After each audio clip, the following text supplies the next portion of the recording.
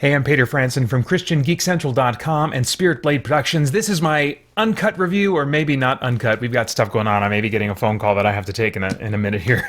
But this is my review of Secret Invasion Episode 1. The synopsis on IMDb reads, Fury and Talos try to stop the Skrulls who have infiltrated the highest spheres of the Marvel Universe. And the description for Episode 1 specifically just says, Nick Fury learns of a clandestine invasion, or is it clandestine?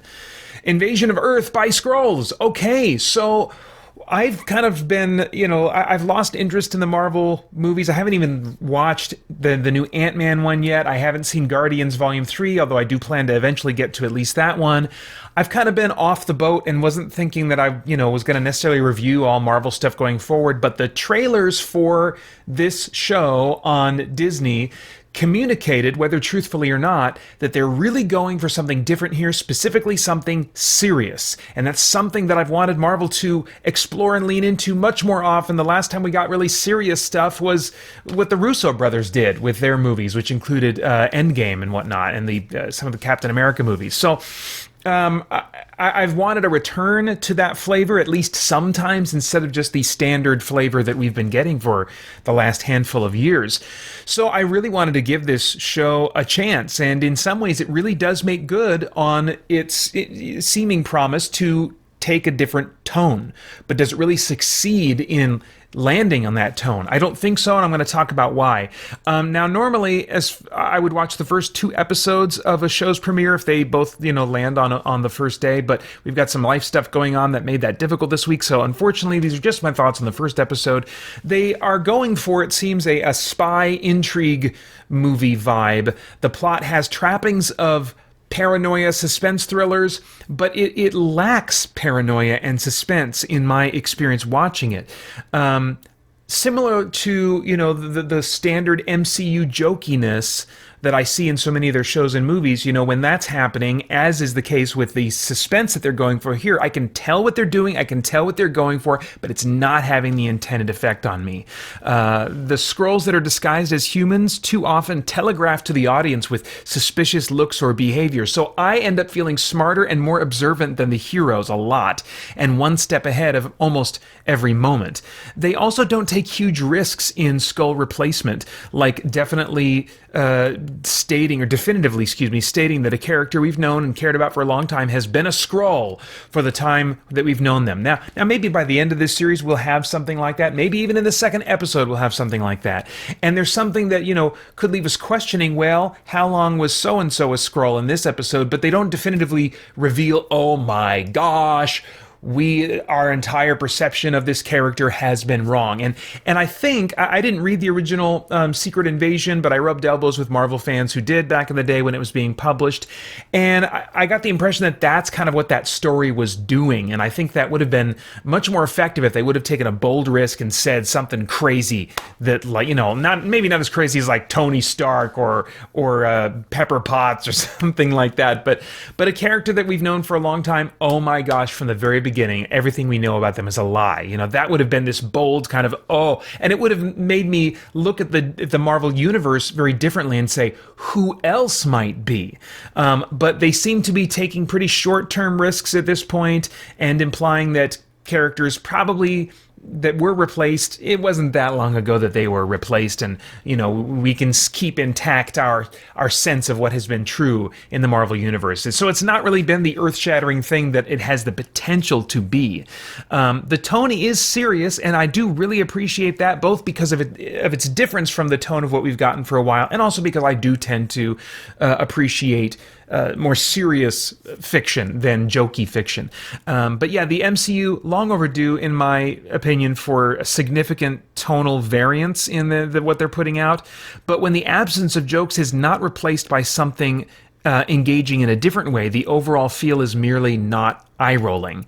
As far as the cast goes, Samuel L. Jackson headlines as Nick Fury again, this time with no eye patch and suspiciously a more healed and intact-looking eye than I ever remember seeing before when he took the patch off. So I'm not sure what's up with that. I suspect, though, that the patch is gone to let the actor act.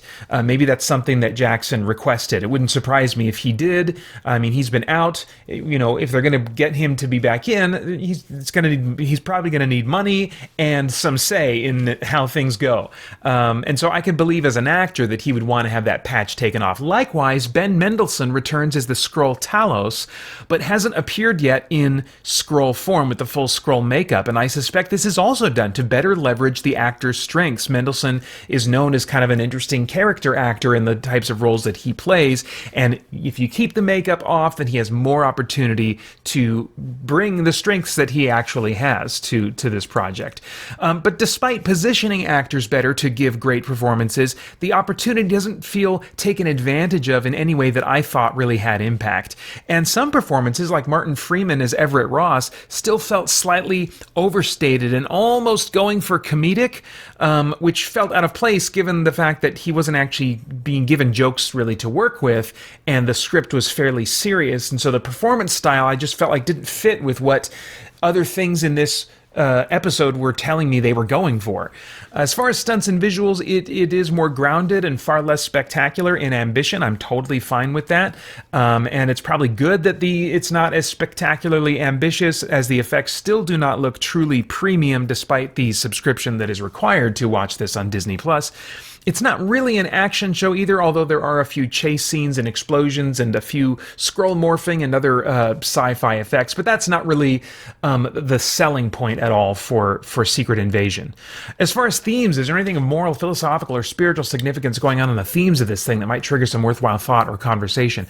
They seem to be setting up a father-daughter, maybe reconciliation story, or some kind of a conflict story between Talos and his daughter, and Nick Fury seems to be at the beginning of an arc that relates to his absence in the MCU up to this point, but neither felt developed enough yet for me to speculate on thematic messaging.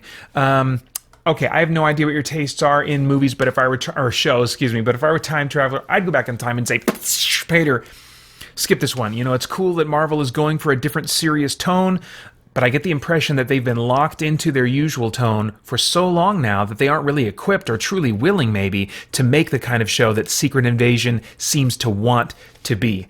I'm not cringing. I don't dislike what I've seen, but, you know, they aren't doing anything to turn me off, but they also aren't doing anything to engage me.